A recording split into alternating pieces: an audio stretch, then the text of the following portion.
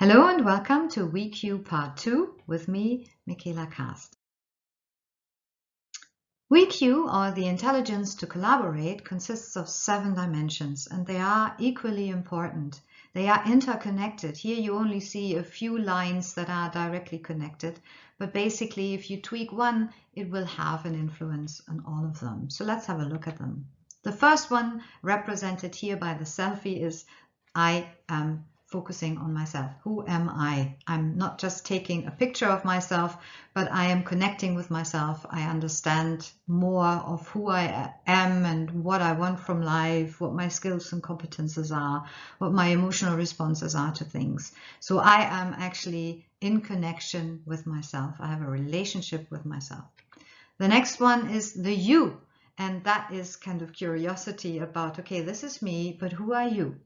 And that doesn't really make us a we yet. It's just, I want to get to know you with all the things that you are also bringing to the table here in working together. In order to actually look at that, we like to look at the mission, the purpose. Why does this organization, why does this team exist? What are we actually contributing to? So that's the dream, the plan, and that's what we are here to act upon. Now, around that, we can become a we. That's the 4th dimension. But here it's also about how do we actually work together? How do we find solutions together? So it's really practical tips on maybe how to do a lean coffee if you don't know what that is.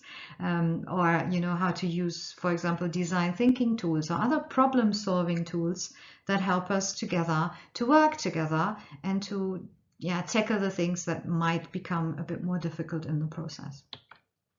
And then we have the they or the others. And you can see in this picture that there's a little bit of a disagreement going on.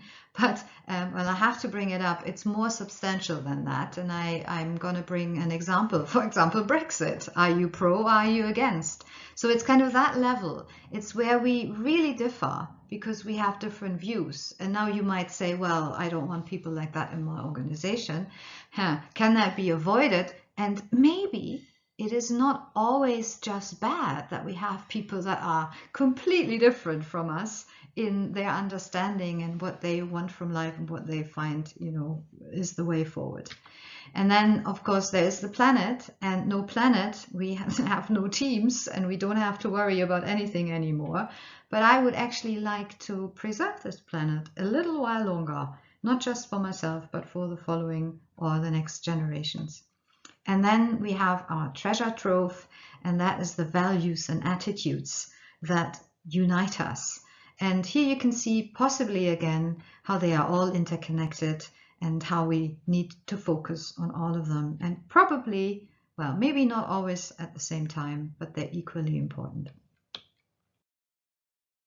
Here you see them once again, no, not in pictures, but in words.